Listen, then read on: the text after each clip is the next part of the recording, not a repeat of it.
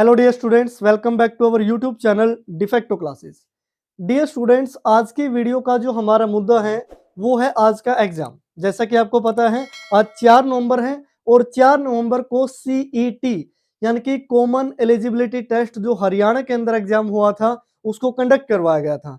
तो मेरे पास है आज की मॉर्निंग शिफ्ट का एग्जाम। आज तारीख है 4 नवंबर। मॉर्निंग शिफ्ट में क्वेश्चन नंबर 1 टू 15 तक मैथमेटिक्स का पार्ट आया था, यानी कि पहले 15 क्वेश्चन थे मैथमेटिक्स के। तो बेहद ही आसान क्वेश्चन थे। 8th 9th 10th का उनका लेवल था। बड़ी आसानी से आप लोगों ने कर भी लिए होंगे। और जिनने नहीं किए, जो स्टूडेंट्स अभी तक आंसर की नहीं मैच कर पाए हैं, वो इस वीडियो को पूरा देखें। एग्जैक्टली 15 टू 15 क्वेश्चन मैं आपको करवाऊंगा और 100% सही वो आपके आंसर की होगी। आप जहां मर्जी से मैच कर लेना भी, फुल श्योरिटी, 100% गारंटी। तो डियर स्टूडेंट्स, अब मैं उस पार्ट को शुरू करने जा रहा हूं विदाउट वेस्टिंग एनी टाइम। तो शुरुआत करते हैं मैथमेटिक्स के पार्ट की। अब चाहता तो मैं इसकी डायरेक्टली आंसर की भी आपको बता सकता था। अभी क्वेश्चन लिखो, पहले का ये आ रहा है, दूसरे का ये आ रहा है, तीसरे का ये आ रहा है, लेकिन उससे वो बात नहीं बनती। मैंने पहले सोचा था कि इतनी लंबी वीडियो की बजाय आप छोटा सा एबीसीडी लिख के दे दो ना इनको, यानी कि आंसर की तो मैच करनी है। लेकिन उससे क्या होता है कि आपको पैटर्न नहीं समझ में आता कि क्वेश्चन कम टाइम में इतने क्वेश्चन लगाने कैसे हैं। कईयों को होता है मैथ को इतने लंबे क्वेश्चन कैसे करेंगे, 15 क्वेश्चन आधा घंटा ले जाएंगे। अरे ये 15 क्वेश्चन है, सिर्फ 7 मिनट के अंदर आप कर सकते हो इनको। बहुत ही आसान थे। तो आपको सिर्फ आंसर की पे फोकस नहीं करना, इनको समझना भी है भी ये कैसे हुआ, किस तरीके से हुआ। हो सकता है कि नेक्स्ट आप जो एग्जाम दो उनमें से इस टाइप का कोई क्वेश्चन आ जाए जो आज आपने समझ लिया हो। तो पैटर्न पे फोकस करना, किस तरीके से सोल्व करवाया जा रहा है। हर एक क्वेश्चन को हम सोल्व करेंगे। पहले 4 क्वेश्चन आप बोर्ड पे देख पा रहे हो। तो पहला क्वेश्चन है, the cost of a solid cylinder of radius 14 metre. जो सॉलिड है वो सिलेंडर है, यानी कि सिलेंडर के बारे में हमसे पूछा गया है। अब सिलेंडर की है जो हमें रेडियस गिवन है, रेडियस है जो वो है 14 मीटर और जो हाइट है जैसा कि आप देख पा रहे हैं हाइट है 3.5 मीटर। यानी कि the cost of a solid cylinder of radius 14 metre and height 3.5 metre when the cost of its metal is 50 per cubic metre. अब ये जो कोस्ट है ना, ये बड़ी भयानक दे रखी है। भयानक कैसे? अब कई स्टूडेंटों के मैसेज आए ₹50 पर मीटर क्यूब, क्यूबिक मीटर। अब वो बोल रहे हैं सर हम तो कर्व सरफेस एरिया निकाल के आ गए। अरे मूर्खो, ये तो देख लेते कि कोस्ट कैसे दे रखी है। अगर ये बोलता है ना ₹50 पर मीटर स्क्वायर, तो मैं ये भी सोच लेता हाँ भी एरिया की बात हो रही होगी। लेकिन यहाँ तो क्यूबिक मीटर, क्यूब में तो वॉल्यूम ही आता है, तो हम वॉल्यूम निकालेंगे इसका। तो यहां से देखो, जो वॉल्यूम ऑफ सिलेंडर का फॉर्मूला होता है वो आपको पता होना चाहिए, बड़ा सिंपल है, 8th 9th 10th में आ जाता है। वॉल्यूम ऑफ सिलेंडर होता है भी पाई आर स्क्वायर एच। तो पाई की वैल्यू रखोगे 22/7, रेडियस यानी कि 14 इंटू 14 करोगे, हाइट है 3.5 यानी कि 35/10 आप लिख सकते हो। तो 7 2 जा 14, 2 5 जा 10, 5 7 जा 35, इस तरीके से। अब ये हमारे पास आ गया 22 गुणा 14 गुणा 7, हिंदी में अगर बोले तो 14 की मल्टीप्लाई करोगे, 14 2 जा 28, 2 और ये हो गया 308 इंटू में 7 बचा। अब मल्टीप्लाई करें 7 8 जा 56 और ये हो गया 2156 मीटर क्यूब। ये वॉल्यूम आया है, लेकिन वॉल्यूम तो इसने पूछा नहीं, कोस्ट पूछी है। तो हमें टोटल कोस्ट निकालनी है भी, टोटल कोस्ट। अब बताओ 1 मीटर क्यूब पे 50 रुपए लग जाते हैं, इतने मीटर क्यूब पे कितने लगेंगे? तो 2156 इंटू में 50। जब आप इनकी मल्टीप्लाई करोगे ये आएगा 107800। इतने रुपए आपके लग जाएंगे भी, ठीक है ना। अरे आपके नहीं लगेंगे, इतना मत डरो, जिसने पेपर बनाया उसके लगेंगे, ठीक है ना। तो इसका ऑप्शन हो गया अभी 1, first option is the correct. तो ये हुआ हमारा पहला क्वेश्चन। अब आते हैं दूसरे पे, बड़ा ही भयानक, बड़ा ही मतलब डरावना क्वेश्चन स्टूडेंट्स के लिए, लेकिन है बहुत ही आसान। वो कैसे, वो देखिए। ए स्टार्टेड बिजनेस इन्वेस्टिंग ₹38,000। अब देखो भी, आप क्वेश्चन समझते ही आप बिजनेस करना जरूर सीख जाओगे। ए कोई बंदा है जिसने ₹38,000 लगाए बिजनेस के अंदर। एक ए बंदा है, एक बी बंदा है, ठीक है ना। तो ए ने लगा दिए ₹38,000। समझना भी ध्यान से, ये हमारा फर्स्ट कंप्लीट हो चुका है, मैं यहाँ सेकंड करवा रहा हूँ। ओके, फिर क्या करता है, अब कई बार क्या होता है ना, किसी की दुकान चल जाती है तो दूसरा आ जाता है, अभी मेरा भी हिस्सा डाल ले, मैं भी यहाँ बेचूंगा। तो वही वाली चीज, after 5 months B joined him with a capital of 55,000। अब बी उसका पार्टनर बन गया, उसने बोला भी मैं आपकी दुकान में 55,000 रुपए लगा दूंगा, मेरे को पार्टनर बना लो। बना लिए भी, अगले ने भी, पैसे आ रहे थे। फिर बोले at the end of the year, साल के अंत में 12 महीने बाद, एक साल में 12 महीने होते हैं, द टोटल प्रॉफिट वाज 22,000, जो प्रॉफिट है वो 22,000 रुपए होगा। Which out of the following is the approx difference between the share of profit of A and B. हमें बताना है साल के अंत में जो ये प्रॉफिट हुआ ना 22,000 टोटल, इसमें ए का हिस्सा कितना है, बी का हिस्सा कितना, और उन दोनों का गैप कितना है, अंतर बताना है इनका। स्टेटमेंट पूरी पढ़ा करो, कहीं ने तो ए का शेयर इतना है लगा दिया, बी का शेयर इतना लगा दिया, नहीं, उनका गैप पूछा गया है। तो हम क्या करते हैं, ये जो ए ने पैसे लगाए थे ना, ये तो बिल्कुल शुरुआत में लगाए थे, यानी कि ए के पैसे काम कर रहे हैं 12 महीने के लिए, तो 12 से मल्टीप्लाई करेंगे। लेकिन बी है जो, वो आया है आफ्टर 5 मंथ्स, 5 महीने बाद, तो 5 महीने बाद, 5 महीने तो उसके जा लिए थे, बाकी कितने बचे, 7 महीने, तो इसके पैसे काम करेंगे 7 महीनों के लिए सिर्फ। तो ये है उनकी इन्वेस्टमेंट का रेशो, इन्वेस्टमेंट का रेशो। तो अब ये थोड़े ना है कि कोई कम पैसा लगा के ज्यादा प्रॉफिट ले जाएगा, नहीं जी नहीं, जितना इन्वेस्टमेंट है में रेशो है उतना ही प्रॉफिट में रेशो होगा। अगर मैंने किसी काम में आज 10,000 रुपए लगाए हैं और एक बंदे ने 1 लाख लगा दिए, तो सीधी सी बात है प्रॉफिट तो उसको ज्यादा देना पड़ेगा। अब मैं ये थोड़े कह सकता हूँ जितना प्रॉफिट है 50-50 कर ले, गड़बड़ हो जाएगी फिर बिजनेस में। तो पहले हम इन्वेस्टमेंट का रेशो निकालते हैं, 000 से 000 कैंसिल, और मेरे को कुछ कैंसिल आउट होता दिखाई नहीं दे रहा, मैं सीधी मल्टीप्लाई कर लेता हूँ। 12 8 जा 96, 9 12 गुणा 3 36, और 9 जोड़ोगे तो 45, 456 रेशो। अब 7 5 जा 35, 3 35 और 3 38, ये रेशो आ गया अभी इनका इन्वेस्टमेंट का।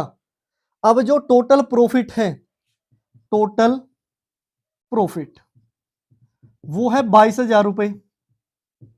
अब share of A, share of A का शेयर कितना होगा, इसी रेशो में बंटेंगे भी 22,000 रुपए। तो ए का शेयर है 456, कितने में से, टोटल जोड़ो, 5 और 6 11, 1 8 और 1 9 और 5 14 हो गया अभी, एक तो ये हो गया 8, यानी कि टोटल 841 हिस्से इसके किए गए, इतने पार्ट किए गए 841, जिसमें से 456 पार्ट ए के हैं। लेकिन टोटल कितने, 22,000 के करने हैं ना यहीं से, तो 22,000। जब आप इसको सोल्व करोगे, जब आप इसको सोल्व करोगे कैंसिल आउट इनकी मल्टीप्लाई करके, जो भी आपको 11,928 पॉइंट समथिंग मिलेगा। अब इसने ये भी बोला अप्रोक्स डिफरेंस, अप्रोक्सीमेट, लगभग में अंतर बताओ, एग्जैक्ट पॉइंटों में नहीं बताना, तो मैंने आंसर भी लगभग में ले लिया। भी ए के पास इतने आए, तो शेयर ऑफ बी देखो कितना होगा, शेयर ऑफ बी, बी का शेयर। अब 22,000 में से 11,928 रुपए तो ये लेगा, बाकी जो बचे बी के ही है, कोई तीसरा थोड़े ना भी वो दान कर रहे हैं। तो यहां से जब आप माइनस करोगे तो 10,000, यहां से 72 रुपए बचेंगे। माइनस तो कर सकते हो भी, इतना तो देखो करना पड़ेगा। अब ये बोल रहे हैं इनके बीच का गैप क्या है, गैप, यानी कि गैप का मीनिंग माइनस करेंगे। 11,928 में से 10,072 माइनस करोगे तो आपके पास 1,856 रुपए बचेंगे मेरे ख्याल से, जोड़ के देख लो भी, ठीक है ना, दोनों का अंतर 1,856 है। तो इसके आसपास की वैल्यू आंसर होनी चाहिए, तो इसके आसपास की वैल्यू है बी, यानी कि सेकंड ऑप्शन, तो इसका ऑप्शन हो जाएगा भी सेकंड वाला। उसके बाद थर्ड पे आते हैं, जो सबसे आसान क्वेश्चन था, मैं बिल्कुल इस डब्बे में सोल्व कर दूंगा इसको। If an article is sold at 20% profit, then which of the following is the ratio of its CP and SP. CP और एसपी का रेशो बताना है। मान लिया वो x रुपए में खरीदा गया, ये क्या है सीपी, कितने में बेचा गया, 20% प्रॉफिट पर, ये थर्ड वाला कर रहे हैं भाई साहब, ध्यान रखना, ठीक है ना। एसपी कितने में बेचा गया, 20% प्रॉफिट पर, यानी कि जो x रुपये थे वो तो थे ही, 20% और जुड़ गए, यानी कि इसका कितना हो गया 120%, कितना हो गया 120%, तो 120% ऑफ x। अब इनका रेशो निकालना है, x से x कट गया, यहाँ 1 बचा, 1 0 से 1 0, 10 को इधर ले आओ तो 10/12, तो ये हो गया 5/6। वैसे भी सीपी कम ही होना चाहिए, ज्यादा में बिकना चाहिए तभी तो प्रॉफिट होगा, तो ये आएगा 5/6, तो यानी कि ऑप्शन नंबर ए। अब जरूरी नहीं है कि आप इसको x मान के करें, ऐसा नहीं है भाई, आप 100 मान के भी कर सकते हो, कि मान लिया सीपी 100 है, तो जो एसपी है 20% का प्रॉफिट, 100 का 20% 20 होता है, यानी कि 20 रुपए का फायदा हो गया, 100 का वो था ही, तो 120 में बिक गया। 1 0 से 1 0, 2 5 जा और 2 6 जा, अब भी रेशो 5/6 आएगा। पैटर्न अलग अलग हो सकते हैं, आंसर नहीं अलग अलग होगा, आंसर यही है भी फर्स्ट। अब आते हैं भी अगले वाले पे, फोर्थ पे, when A plot is sold for ₹18,700 the owner losses 50%, उसको 15% का लॉस हो गया अभी बेचारों को इतने में बेचने पर, यानी कि एक्चुअल में ज्यादा का बिकना चाहिए था। उसके बाद at what price must be the plot be sold in order to gain 15%, अब 15% का प्रॉफिट लेने के लिए कितने में बेचना चाहिए था। मान लिया उसने X रुपए में खरीदा, सीधी सी मीनिंग है भाई, मान लिया जो सीपी है वो कितना है X रुपए, हानि होगी भी उसको बेचारे को, लॉस में है वो 15% का, यानी कि अपने आप में 100% था, 15 का लॉस हो गया तो 85% में बिका, तो यानी कि X का जो 85% है वो कितना दे रखा है 18,700, तो x की वैल्यू क्या आएगी भी 18,700, ये 100 आ गया मल्टीप्लाई में, 85 हो गया डिवाइड में, उल्ट गया, ये उसका सीपी आ गया। ये जो वैल्यू है अपने आप में क्या है 100%, इस पे हमें 15% का प्रॉफिट चाहिए, 15% का प्रॉफिट, तो 15% का प्रॉफिट यानी कि इस टोटल कॉस्ट का हमें 115% निकालना है, सीधी सी मीनिंग ये है। अब ये x नहीं रहा, ये क्या हो गया x विद 15% p यानी कि प्रॉफिट, तो अब इसको कैंसिल आउट कर लो, 100 से 100, 5 पे 5 1 जा 5, 3 5 7 आ गया, 5 2 जा 10, 5 3 जा 15, 17 पे कट करोगे, 17 1 जा 17, 1 7, 17 1 जा 17 और ये डबल जीरो, तो 23 गुणा 1100, सीधा सा आंसर है 23 गुणा में 1100, दो जीरो तो ऐसे लगी, 23 एक कम 23, हिंदी में बता रहा हूँ, 23 1 जा 23 2, 23 1 जा 23 और 2 25, तो ये देखो भी ढूंढो कहाँ है, अरे 2 पे मिला है, तो यानी कि इसका ऑप्शन होगा सेकंड। तो ये है भी आपके पहले 4 क्वेश्चन, बड़े आसान से हैं, समझाने में टाइम लगता है, सोल्व करने हो ना 2 मिनट में निकल जाएंगे दोनों, ये 4 के 4। उसके बाद है क्वेश्चन नंबर 5th की स्टेटमेंट इस टाइप से है, there are 3 positive numbers, 3 positive number हैं, 1/3 of the average of all the 3 number. अब 3 पॉजिटिव नंबर है तो मैं मान लेता हूं कि एक नंबर ए है, एक बी है, एक सी है, मैंने इस तरीके से ऑर्डर में लिया है, ए सबसे छोटा, फिर बी और फिर सबसे बड़ा सी। अब बोल रहा है 1/3 of the average of all the number, यानी कि एवरेज निकालो, एवरेज निकालने का फॉर्मूला तीनों को जोड़ के 3 से भाग कर दो, इसका जो 1/3 है वो इक्वल टू है 8 less than the greatest number, यानी कि जो बड़ा नंबर है सी उससे 8 कम है, तो इस इक्वेशन को मैं सोल्व कर लेता हूं, या एक और लिख लेते हैं, the average of smallest and the second smallest number is 8, तो यानी कि सबसे छोटा ए, उससे बड़ा बी।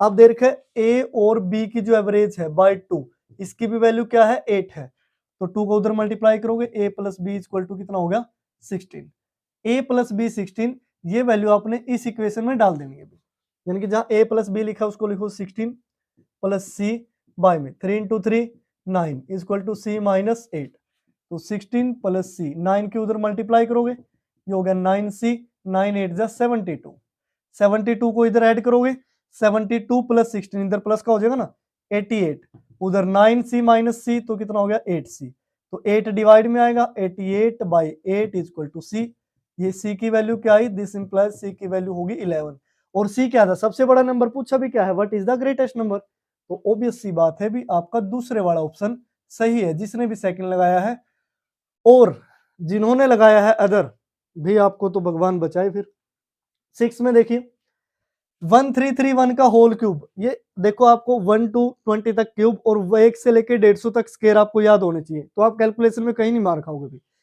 1331 का क्यूब रूट होता है 11, और 216 का क्यूब रूट होता है 6, प्लस 729 का क्यूब रूट होता है 9, 64 का क्यूब रूट होता है 4। अब ये क्यूब रूट आपको निकालने आने चाहिए, देखो 4 का क्यूब 64, 9 का क्यूब 729, 6 का क्यूब 216 और 11 का क्यूब 1331, ये क्यूब रूट पूछे गए हैं, तो बस सोल्व कर दो, 11 6 जा 66 प्लस 9 प्लस 4, ये आ गया 79, बस पॉइंटों वाले तो ऑप्शन सारे गलत हो गए, तो पहला ऑप्शन होगा भी आपका 79, ये एग्जैक्ट बिल्कुल सही है। बड़ा सिंपल सा क्वेश्चन था, यानी कि आप मात्र सिर्फ 5 सेकंड में सोल्व कर सकते हो इसको, इससे ज्यादा नहीं लगनी चाहिए इसमें। मिस्टर एक्स अगला है 7th, मिस्टर एक्स, अब ये वो मिस्टर इंडिया वाला है, mister X has some money with him, यानी कि उसके पास कुछ पैसे हैं, he has to distribute in the ratio 1/2 1/3 1/4 1/5। अब आपको लगेगा सर ये कैसा रेशो आ गया, 2 3 4 5 वाला तो सुना था, ऐसे ही आते हैं रेशो, क्योंकि ये मिस्टर एक्स मिस्टर इंडिया है। What is the minimum amount of he should have so that each labourer gets an exact number of rupees. तो आपने ये बताना है कि कितने पैसे वो कम से कम रखे कि उसका काम बन जाए, काम बन जाए। तो काम बन जाए एग्जैक्ट यानी कि पैसों में नहीं आंसर आना चाहिए, रुपए में आना चाहिए। तो ये जो नीचे नंबर लिखे हैं ना 2 3 4 5, इनका आप ले लो एलसीएम। क्या ले लो? एलसीएम। तो 2 3 4 5 7, जब आप एलसीएम लोगे ना, इसमें सिर्फ एक 2 कॉमन है, 2 पे काटोगे 1 3 2 5 7, 2 3 जा 6, 6 2 जा 12, 12 5 जा 60 और 7 जा 420। तो 420 इनका एलसीएम आएगा। अभी क्या आएगा? 420 एलसीएम। अब आपको 420 इसमें दिख रहा है। अगर 420 एलसीएम है, देखो एलसीएम क्यों लिया जाता है? ताकि रेशो एक जैसा हो जाए। क्या हो जाए? रेशो एक जैसा हो जाए। जैसे अगर मैं इन सभी रेशोज को जो मैंने यहां लिखे हैं 1/2 रेशो 1/3 रेशो 1/4 रेशो 1/5 रेशो 1/7, 420 से सभी को मल्टीप्लाई कर दो 420, यानी 1/2 गुणा में 420 रेशो 1/3 गुणा में 420 रेशो 1/4 गुणा में 420 रेशो 1/5 गुणा में 420 रेशो 1/7 गुणा में 420। ये पूरे पूरे डिवाइड हो रहे हैं। 2 पे काटोगे 210 आ गया रेशो, 3 पे काटोगे 140 आ गया, ओके भी। 4 पे काटोगे 4 एकम 4, ये हो गया 105। 5 पे काटोगे 5 8 जा 4 जा तो 84 हो गया। 7 पे काटोगे 60 हो गया। यानी इस वजह से एलसीएम लिया जाता है ताकि ये जो रेशो हैं वो सही से आ जाए, ये डिवाइड वाला कंसेप्ट ना रहे, ठीक है ना। ये इस तरीके से। अब मान लिया आप इनका टोटल करते हो 210 140 105 और 84 और 60, 5 और 4 9, 4 और 1 5 और 8 13 और 6 19, 1 2 और 1 3 और 2 5, तो 599 रुपए। क्या आया? 599 रुपए। अब आपको लग रहा है सर 420 एलसीएम आया था, आपने 420 पे टिक क्यों नहीं किया? 420 पे टिक क्यों नहीं किया? मान लिया मैं बोल देता कि वो 420 रुपए है उसके पास, लेकिन रेशो तो एक्चुअल में ये बना था। अब देखो सबको एक एक रुपया तो देगा वो, अब पैसे की तो बात ही नहीं हो रही। इसने बोला है so that each labourer gets an exact number of rupees. Exact का मीनिंग पॉइंटों में नहीं आने चाहिए। अगर मैं इसको 420 रुपए दे के बोलूं ना बांट, और रेशो ये है, इसमें बांटने 420 तो कम पड़ जाएंगे, एक एक रुपए भी नहीं आएगा, एक से भी कम आएगा। समझ रहे हो कि नहीं? एक से भी कम आएगा। और एक से कम क्या, अगले को 50 पैसे देकर बोलोगे ले भी ये तेरी मजदूरी, अरे वो बात कंसेप्ट अलग है, ये मैथ का क्वेश्चन है, मजदूरी से कोई लेना देना नहीं। लेकिन कम से कम उसको 599 तो चाहिए, 210 इसको देने पड़ेंगे, 140 105 84 और 60। अब एक चीज और देखो, अगर कोई नंबर ऐसा है जो इन सभी को डिवाइड कर दे, रेशो छोटा हो जाए, फिर हमारा आंसर उस टाइप से आ सकता है। अब वो नंबर देखो, 2 पे ये नहीं डिवाइड हो रहा, 3 पे ये 140 नहीं डिवाइड हो रहा, 4 पे ये 105 नहीं डिवाइड हो रहा, 5 पे भी सारे नहीं डिवाइड हो रहे, 6 पे भी नहीं हो रहे, ना 7 पे हो रहे। 7 पे देखो ये हो रहा है, ये भी हो रहा है, ये भी हो रहा है, ये भी हो रहा है, लेकिन ये नहीं हो रहा। मतलब किसी भी नंबर पे आगे ये, मतलब फर्दर आप इसको सिंप्लीफाई नहीं कर सकते। तो उसको 599 रुपए तो होने चाहिए भी उसके पास सभी को एक एक रुपया देने के लिए, ठीक है ना। तो इसका ऑप्शन आ जाएगा सी। अगले पे चलते हैं 8 पर। If the income of A is 10% more than the B and the income of B is 20% less than this C. अब ध्यान से समझिए, ए बी सी 3 बंदे हैं भी, ए बी सी थोड़ा सा खुला लिख लेता हूं मैं, ए बी सी 3 बंदे हैं, ठीक है ना। ये बोल रहे हैं बी इज 20% लेस देन सी, तो मैं मान लेता हूं सी के पास x रुपीज है, तो बी है जो 20% कम है, यानी कि इसका 80% होगा, तो 80% ऑफ x होगा। फिर बोल रहा है ए इज 10% मोर देन बी, ए है जो 10% ज्यादा है, यानी कि ये जो भी है ना, ए की रकम 80/100x, इसका 10% ज्यादा का मीनिंग होता है 110/100। अब रेशो पूछ रहे हैं, निकाल दो। एक तो ये x बाई साहब को खत्म करो, यहां से खत्म, 1 0 से 1 0 1 0 से 1 0, यहाँ 1 0 से 1 0, ठीक है ना। 11 8 जा 88/100, यहाँ कितना आया रेशो 8/10, यहाँ क्या आया 1। तो मैं 100 से मल्टीप्लाई कर देता हूँ ताकि रेशो एक जैसा हो जाए। 100 से मल्टीप्लाई करोगे 88, 100 से मल्टीप्लाई करोगे 10 और 100 है तो 10, तो ये हो गया 80, और ये क्या हो गया 100 हो गया, ठीक है ना। अब कैंसिल आउट करो भी, 4 पे कैंसिल आउट हो रहे हैं, 4 टू जा 4 टू जा, 4 पे 4 टू जा और ये, और 4 पे हो गया 25, तो 22 रेसो 20 और रेसो 25 ये आया भी कैंसिल आउट हो गए। अब ये ढूंढो इसमें है कि नहीं, तो ये वाला है फर्स्ट वाला, यानी कि 8 का आएगा पहले वाला ऑप्शन, ये सही है भी। अगला बड़ा आसान है, the traffic lights at 3 different signal points change after 45 second, 75 second, 90 second. जो लाइट्स है ना इतनी इतनी सेकंड के बाद वो ऐसे ऐसे करती है, ब्लिंक करती है। If all change simultaneously eight 7:20:15, इसका मीनिंग होता है 7:20 और 15 सेकंड पे वो एक साथ टिमटिमाई थी, तो अगली बार वो कब टिमटिमाएगी ये बताना है भी। तो इनका एलसीएम ले लो, बस सीधा सा है 45 सेकंड का, 75 सेकंड का और 90 सेकंड का एलसीएम लोगे। मेरे को ऐसा लग रहा है 15 पे कट जाएगा, लेकिन 15 पे नहीं, मैं इसको 5 पे काटूंगा अभी। 5 9 जा, 5 1 जा 5 और ये 5 पे, और 5 ये 18 पे, फिर 3 पे, 3 3 जा 3 5 जा 3 6 जा, फिर 3 पे, जब तक ना हो जाए खत्म इसको नहीं छोड़ना है भी। अब आगे देखो कॉमन फैक्टर कुछ भी नहीं रहा, 5 3 जा 15, 3 जा 45 और 5 2 जा 10, तो 45 इंटू 10, इनकी 450 सेकंड के बाद झपकेंगी वो, क्योंकि ये सेकंड्स हैं। अब इसमें 450 सेकंड जोड़ देना इस टाइम में। अब 7:20 15 सेकंड हुए हैं, 45 सेकंड और चाहिए 7:21 होने में, तो 45 सेकंड इसके खा जाओ, तो यहाँ बची 405 सेकंड। लेकिन अब टाइम हो गया 7:21। 405 सेकंड में अगर आप मिनट देखो तो 6 मिनट में 360 सेकंड होगी, 6 गुणा 6, तो 6 मिनट ऐड कर दो, 7 27 हो गए, लेकिन इसकी 6 मिनट खा ली, यानी कि हमने 360 सेकंड खा ली इसकी, तो कितनी बची 45 सेकंड बची, तो 7 27 और ये 45 सेकंड अलग से, तो 7:27 और 45 सेकंड पे दोबारा से टिम टिम होगी वहां पे। ये है पहले वाला ऑप्शन, यानी कि 9th का फर्स्ट आएगा भी। तो इस तरीके से आप 9th को सोल्व करोगे। उसके बाद नेक्स्ट क्वेश्चन है question number 10, the sum of two numbers is 45। बड़ा आसान सा क्वेश्चन था, ये आता है बस 8th और 9th में, यानी कि sum of two numbers is 45 and their difference is 1/9 of the sum. दो नंबर मान लिए भी, सिंपल सा, x प्लस y, उनका सम है 45 और उनका जो डिफरेंस है ना इस सम का 1/9 है, यानी कि 45 का आप 1/9 निकालोगे तो ये 5 पे कैंसिल आउट हुआ, यानी कि डिफरेंस क्या दे रखा है 5। अब ये दो इक्वेशन बन गई, जोड़ दो, y से y कट गया, x plus x, 2x equal to 45 और 5 50, तो x की वैल्यू 2 डिवाइड करोगे 25 आ गई। x की वैल्यू 25 किसी भी इक्वेशन में पुट कर दो, 25 माइनस वाई इक्वल टू 5, ये सेकंड वाले में, तो y की वैल्यू क्या है 25 में से क्या घटाएं कि 5 बचे, यानी कि 20 घटा दो, तो x की वैल्यू 25, y की value 20। Then their LCM, LCM पूछा है, क्योंकि अगर ये नंबर पूछ लेता ना कि क्या नंबर होंगे, आप सीधा ऑप्शन में से तुक्के लगा देते, हाँ दोनों का जोड़ 45, डिफरेंस 1/9 सही हो गया। कंसेप्ट नहीं समझते, कंसेप्ट करवा रहा आपसे ये। तो LCM of 25 and 20 is equal to 100।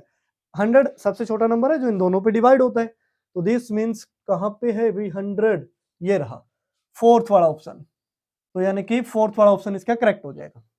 अगला क्वेश्चन है, कोई लॉजिक नहीं है, अगर आप सिंपली भी करना चाहे कर सकते हो। मान लिया इस 11th क्वेश्चन में ये थोड़ा सा अलग है, वो कैसे है कि आपको कुछ भी नहीं आ रहा, ये नहीं पता नहीं चल रहा है क्या कहानी दे रखी है, बस थोड़ा सा समझो। If x is a 3 digit number, x क्या है कोई भी 3 डिजिट का नंबर है, ये x है, ठीक है ना, कुछ भी मान लो भी, आपको जो भी मानना हो, मान लिया 234 लिख लिया मैंने, 2 3 4, and y is a number obtaining by permuting the digits of in any manner। permuting का मीनिंग है आगे पीछे करके जैसे मर्जी लिख दो। मान लिया मैंने लिख दिया 4 2 3, ये नंबर है y, यानी कि इनके डिजिट को आगे पीछे लिख दिया। Then x minus y is divisible by, तो x में से y घटाएंगे तो वो किससे डिविजिबल होगा, 234 में से 423 घटाना है, यानी कि नेगेटिव आना चाहिए, नेगेटिव भी डिविजिबल तो होता ही है, हम 423 में से 234 घटा देंगे, पॉजिटिव आ जाएगा, आगे नेगेटिव लगा देंगे। अब देखो 234 है, 6 में हो गया 40, तो यानी कि 66, तो 66 होते होते तो ये 300 हो गया। अरे मैं घटाने के अपने अपने तरीके होते हैं, 123 और जोड़ दो इसमें, तो 6 और 3 9, 6 और 2 8 और 1 189, ये आ गया। अब 189 9 से डिविजिबल है, किससे डिविजिबल है 9 से। अब आपको लगा सर एक नंबर है, हजारों एग्जाम्पल है, क्या तो 6 से डिवाइड होता हो। आप करके देखो भी, आप 4 5 6 ले लो, ये x है, कुछ भी पलट दो इसका, 6 4 5 कर दो, इनका गैप देखना, वो भी 9 से ही डिविजिबल होगा। यानी कि आप 3-4 एग्जाम्पल देख सकते हैं। अगर आपको बिल्कुल भी कंसेप्ट नहीं आते तो इसका आंसर आएगा 9। यानी कि आप 4-5 एग्जाम्पल सोल्व करके देखो, जैसे मैंने सोल्व किया, स्टेटमेंट आपको समझ में आ गई होगी अभी कहना क्या चाह रहा है। तो ये डिविजिबल होंगे 9 से, करेक्ट आंसर। 12वें पे आते हैं, कैलकुलेशन का खेल आपको आती है तो आंसर आ जाता है, अदरवाइज नहीं। जैसे 0.33 अप्रोक्सीमेट वैल्यू पूछ रहा है, 0.33 और 3 लगा लो, क्या फर्क पड़ता है, इसको 3/10 लिख लो ना, 0.3 लिख लो। 0.25 है तो 25/100 लिख लो। उसके बाद 0.499 लगभग 5 के बराबर है, तो यानी कि 0.5 है, ये 0.5 को मैं 5/10 लिख लूं। आगे क्या है 0.125, तो 125 बाय में 1000 कर लूं, गुणा में 24 कर लूं। अब जितने कटते हैं काटो, 25 चौका 100, 4 6 के 24, 25 पे 5, 25 चौका 100, 40 हो गया। तो 5 8 40, 2 चौका 8, 2 3 6, ठीक है ना। अब 5 दूनी 10, ठीक है ना। और देखो 3 बचा, 3 बचा, 3 गुणा 3 9 बटे में 10 2 4, 4 दूनी 8 और 10 80। यानी कि अगर अप्रोक्सीमेट में आप आंसर देखो ना, लगभग इसका आंसर आता है 1/8। यानी कि अगर आप कैलकुलेटर से ये वैल्यू निकालोगे ना, कैलकुलेटर से आप सारा ऐसे सोल्व कर लो, वो 0.12 शायद ऐसा कुछ बनेगा, जो लगभग 1/8 होता है।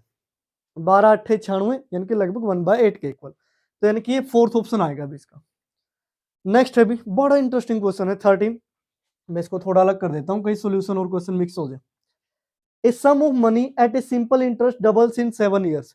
एक सम है, पैसे हैं, 7 साल बाद डबल हो जाते हैं, हमें पता रेट क्या है। It will be 4 times in, तो 4 गुना कितने में होगा। अब बच्चे पता क्या करते हैं, सर 7 साल में डबल हो रहे हैं, 14 साल में ना 4 गुना हो जाएंगे, 14 साल ऑप्शन में नहीं है। अब क्या करें, यहाँ तो नन ऑफ दिस भी नहीं है। 5वां ऑप्शन था, आप उत्तर नहीं दे सकते, आप वो भी नहीं कह सकते। इससे आपको लगेगा, यानी कि जो पेपर चेक करने वाला नहीं, इसको नहीं आता, अभी उत्तर नहीं दे सकता ही। यानी कि अगर इसमें कहीं 14 डाल देते ना, 100% बहुत सारे स्टूडेंट 14 लगा के आ जाते, लेकिन 14 इसका आंसर ही नहीं है। अभी लॉजिक है ये, वो कैसे देखो। मान लिया एक एसआई का फॉर्मूला होता है, अगर आपको ये पढ़ा हो, P into R into T by में 100, सिंपल इंटरेस्ट, प्रिंसिपल, रेट और टाइम, ठीक है ना। अब x रुपए ही सिंपल इंटरेस्ट बन रहा है और x रुपए पे ही तभी तो डबल हो रहे हैं। इनकी 100 रुपए पे 100 ही ब्याज बन गया, 200 हो गए कि नहीं। रुपए तो 100 हमने दिए थे स्टार्टिंग में, 100 तो ब्याज आया है। तो यानी कि x रुपए, मान लिए x ही उस पर ब्याज आ गया, प्रिंसिपल भी x था और ब्याज भी x है। रेट ऑफ इंटरेस्ट हमें पता नहीं, टाइम है 7 साल। अब कैंसिल आउट करो, x को इधर डिवाइड लेके जाओगे, इधर क्या बच गया 1, 7 को इधर ले आओ, तो 1/7 हो गया। 100 डिवाइड में तो मल्टीप्लाई में इक्वल टू आर, आर की वैल्यू आ गई 100/7, यानी कि रेट ऑफ इंटरेस्ट इतना है अभी। लेकिन अब हमें क्या करना है, 4 गुना करना है, यानी कि x रुपए है उसका 4 गुना बना देना है, 4x बना देना है उसको। यानी कि जो ब्याज है सिंपल इंटरेस्ट, वो तो 3x लगेगा उस पर, यानी कि 100 रुपए दोगे, अगला 300 रुपए ब्याज के दे देगा, तभी तो आपके 4 गुना हुए। तो ब्याज तो 300 ही है उसका, ध्यान से समझना। तो ब्याज है 3x, तो अब SI का फॉर्मूला, फिर ब्याज है 3x, पैसे थे x, रेट ऑफ इंटरेस्ट हमने निकाल ली 100/7, परसेंट के नाम का 1/100 होता ही है फॉर्मूले में। आर लिखा, आर की वैल्यू 100/7 डिवाइड वाला 100। टाइम हमने निकालना है, यानी कि टी, 100 से 100 कट गया, x से x कट गया, 7 इधर मल्टीप्लाई में आएगा, कितना आया 21 इक्वल टू टी।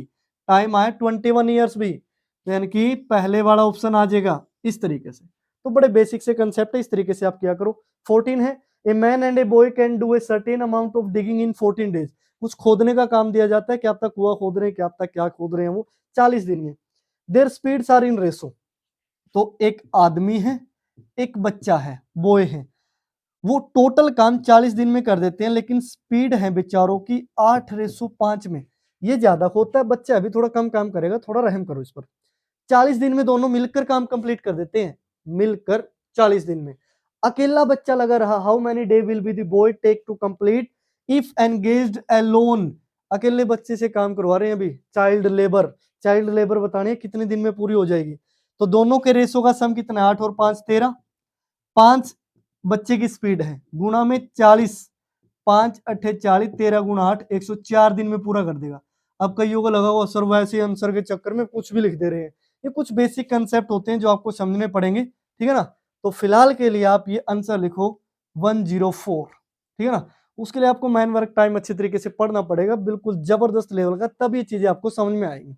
लेकिन निकालने का तरीका ये है, सिंपलेस्ट वे मैंने आपको बताया है, इसके पीछे का लॉजिक ढूंढने की कोशिश करो कि मैंने ऐसा ही क्यों किया। अब आते हैं 15 पे, बड़ा ही इंटरेस्टिंग क्वेश्चन है, बिल्कुल जीरो लेवल से, यानी कि अच्छे लॉजिक के साथ करवाएंगे आपको। टी वर्थ ₹126 पर केजी एंड 135 पर केजी, दो टाइप की चाय है। तो मैं पहले टाइप की मान लेता हूँ T1, दूसरे टाइप की T2, एक तीसरी वैरायटी ऑफ चाय के साथ मिक्स की जाती है T3 के साथ। जो पहले वाली है वो है 126 रुपए पर केजी, दूसरे वाली है 135 पर केजी, तीसरी का प्राइस हमें पता नहीं, मैं मान लेता हूँ x रुपए पर केजी, x रुपए किलो है। अब बोल रहे हैं इनको 1:1:2 में मिक्स कर दिया जाता है, 1:1:2 में इनको मिक्स कर दिया जाता है। द मिक्सचर वर्थ इज ₹153 पर केजी, और जो मिक्सर है ना उसको 153 रुपए किलो बेचा जाता है अभी। The price of the third variety of T पर केजी क्या होगा, यानी कि हमें एक्स की वैल्यू निकालनी है। अब हम क्या करते हैं, 1 किलो तो इसका मिक्स कर लेते हैं, यानी कि 126 प्लस 1 किलो ये मिक्स कर लेते हैं 135, और ये दो रेशो है ना, 2 किलो इसको मिक्स कर लेते हैं तो 2x, क्या आया 2x, ठीक है ना। अब चाय कितनी होगी, 1 और 1 2 और 2 4 किलो होगी, तो इस 4 किलो की एवरेज कैसे आएगी, 4 किलो चाय जोड़ के 4 से डिवाइड कर दो, ये एवरेज आपको 153 दे रखी है, अभी 153 रुपए की बिक्री है वो पर किलो। तो अब 4 को इधर मल्टीप्लाई करो, मैं इन दोनों को जोड़ देता हूँ, इन दोनों का जोड़ आएगा 261 प्लस ऊपर हो गया 2x, 4 से मल्टीप्लाई करोगे 4 3 जा 12, 1 4 5 जा 20 और 1 21 2 4 और ये हो गया 612। अब 2x इक्वल टू 612 में से 261 घटाना है, अभी बच्चों की तरह घटा लेते हैं, 621 और 261, दो में से एक गया एक, 61 में से 26 घटाना है, 4 में 30, 31 और 4 35, 351 हो गया मेरे ख्याल से, चेक कर लेना, 30 20 50 और 11, ठीक है भाई, ठीक है ठीक है। तो ये 2x इक्वल टू आया है 351, तो x की वैल्यू आएगी 351 बाय में 2, 2 1 जा 2, 1 5, 2 7 जा 1 1, 2 5 जा और 0.50, तो 175.50 बिल्कुल इसी के नीचे आ गया, वेरी गुड, यानी कि ये हो गया सेकंड ऑप्शन। तो 15वें का आएगा भी सेकंड ऑप्शन। तो डियर स्टूडेंट्स, ये थे आपके क्वेश्चन नंबर 1 से लेकर 15 तक, मेरे ख्याल से आपको अच्छी तरीके से समझ में आ गए होंगे। अगर आपको क्लियर कट है वीडियो के अंदर तो कमेंट बॉक्स में जरूर लिख दें कि सर बिल्कुल समझ में आ चुका है। अगर आप किसी और पेपर के आंसर की चाहते हैं तो टाइप कर देना भी कमेंट बॉक्स में, ताकि मैं पढ़ लूँ, मुझे आपका आइडिया हो जाए कि आप क्या चाहते हैं। क्लियर? तो तब तक के लिए देखते रहिए डिफेक्टो क्लासेस, जल्द ही मिलते हैं नेक्स्ट वीडियो के अंदर।